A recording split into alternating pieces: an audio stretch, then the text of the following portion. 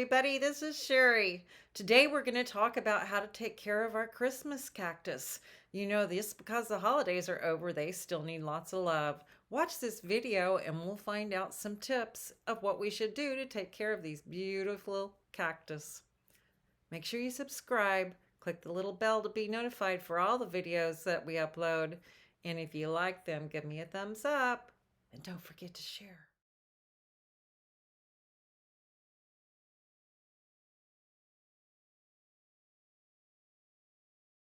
Hi, everybody. Isn't she pretty? This was a pot in a pot that I got from the grocery store. Seriously, it was $9.98, and there were 3 plants in the pot. How lucky was that?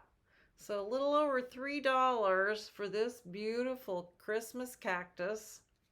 She's got about 3 small little bloom buds, maybe 4, but all of them have been so beautiful. One has light pink in the center of it. I have a red one. They're just beautiful. So how do we take care of these plants? Well, what's really interesting about Christmas cactus is even though they're a cactus, member of the cacti family, they're tropical plants. They actually come from South America down in Brazil. And there's the coolest little story about a little boy who was lost in the forest, and he prayed for a sign and saw this beautiful Christmas cactus, which became a symbol of hope. And I just love them because they're so beautiful, and I've always been so envious of people who have them, and I've never had one before, so of course I have to learn how to take care of it. What's really interesting to me that they're not like the desert cactus, like I have some of my little thimble cactus, that beautiful red one. So they require different care. They actually like a higher pH level. They don't really have to be planted in cactus type soil. I did for these, but I think that's fine because they're in clay pots and it helps them drain. And I have problems with that down here in Southwest Florida because we have such high humidity. Now, if you're in an environment with your cactus that you have less humidity, you might want a different type of pot, maybe plastic, and that's what I always went with in the Midwest because they don't dry out as quickly. So it all is about your environment and your humidity level because they do like it a little bit more humid. So that's good for me to know. Eventually, as we warm up and it's not so cool at night when she's not done blooming here, we are going to have another cool streak again this next week. So she'll stay inside like I do with all my succulents and my cactus right now and my big phalaenopsis orchids because they're so gorgeous. I don't want anything to happen to them. But then I can move her outside, and she's really going to love it when our temperatures are in the 70s and 80s during the day. And as she gets done blooming, she'll really appreciate the lower 50-degree temperatures at night. Now, this is not a plant that you want to let to get too cold, so you definitely need to bring them in over the winter. For you northern states, they cannot handle frost. They really don't like it below 50 degrees. They're not going to flourish and they won't do well. Now, after it's bloomed, interestingly enough, it's almost like it's opposite from other flowers. You really fertilize them after they're done blooming, and that helps the plants. They also start moving into a cycle where they like it to be cooler and darker. So if your environment is not in the 50, 55, 60 degree range at night, which mine will not be ever living in Florida, unless we just get a really cool streak and I didn't turn on the heat, which that's not going to happen, then I will just keep mine in the dark longer to compensate for that. If you have a cooler environment, maybe you can put yours out in the garage that stays in the 50-degree range or doesn't get down to too cool, and you can keep them that way. You just have to determine what temperature range that you have and you can accommodate within your house.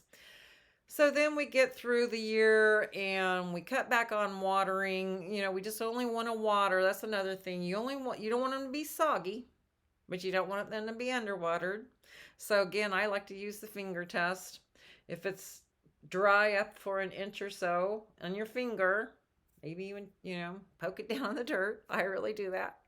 Then that's probably the time to water. I can tell, I always can tell, I can press the top of the dirt. And I just watered these yesterday, so they aren't going to need water again for a while. So you kind of let them dry out to that point where it gets dry, down there an inch or so. And then it's probably time to water. Give them a big drink at that time and then forget it. Now, if you're not in the humid environment, of course, you'll give them a little bit of light misting every now and then to help preserve that as well. So it can be either regular soil or cactus soil. They want partial sun or indirect light. They really don't like a bright, hot sunlight. So I would treat them like my phallus orchids. I would treat them like my bromeliads and all the plants that like a partial sunlight, indirect sunlight, but can't handle the full sun like my hummingbird garden.